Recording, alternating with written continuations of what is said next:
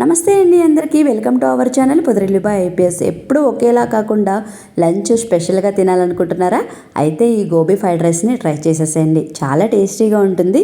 ముందుగా ఒక బౌల్ తీసుకొని అందులోకి 1/2 కప్పు పెరుగు, 1 స్పూను కారము, రుచికి సరిపడా సాల్ట్, 1 స్పూన్ నిమ్మరసము, 1 స్పూన్ ధనియాల పొడి, 1 స్పూన్ జీలకర్ర పొడి, 1 స్పూన్ గరం మసాలా.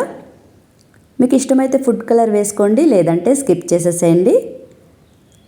అలాగే చిన్నగా కట్ చేసుకున్న కరివేపాకు, 2 స్పూన్ల కార్న్ఫ్లోర్, 2 స్పూన్ల రైస్ ఫ్లోర్ బదులు మీరు మైదా కూడా వాడుకోవచ్చు.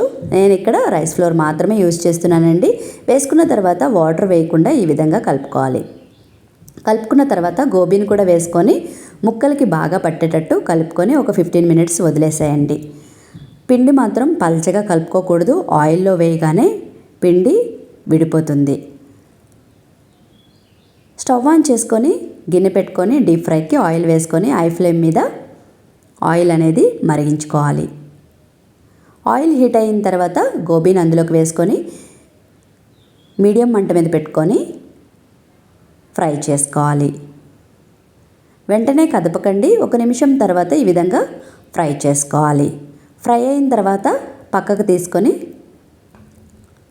అదే స్టవ్ మీద మందపాటి కడాయి పెట్టుకొని ఆయిల్ వేసుకొని ఆయిల్ బాగా హీట్ అవ్వాలి. హీట్ అయిన తర్వాత చిన్నగా కట్ చేసుకున్న ఉల్లిపాయలు చిన్న కప్పు, అలాగే పచ్చిమిర్చి చిన్న కప్పు, బఠానీ వేసుకొని బాగా ఫ్రై చేసుకోవాలి.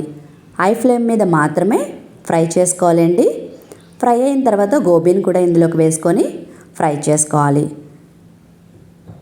ఫ్రై చేసుకున్న తర్వాత ఉడికించి పెట్టుకున్న రైస్ని కూడా ఇందులోకి వేసుకోండి. నేను ఇక్కడ బాస్మతి రైస్ని వాడుతున్నాను. మీరు కావాలంటే మామూలు రైస్ కూడా వాడుకోవచ్చు. వేసుకున్న తర్వాత ఒక 2 స్పూన్ల సోయా సాస్, రుచికి సరిపడా సాల్టు, 2 స్పూన్ల వెనిగర్, అలాగే ఒక చిన్న కప్పు షెజ్వాన్ సాస్, అలాగే 1 స్పూను మిరియాల పొడి వేసుకొని బాగా హై ఫ్లేమ్ మీద మాత్రమే కలుపుకోవాలండి.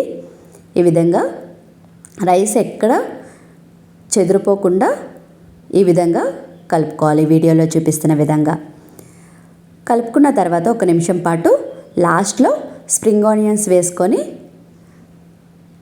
ఒక అర నిమిషం ఈ విధంగా కలుపుకొని దించేసుకోవడమే. ఎంతో టేస్టీగా ఉండే gobi fried rice ready. Please like, share and subscribe. Thank you.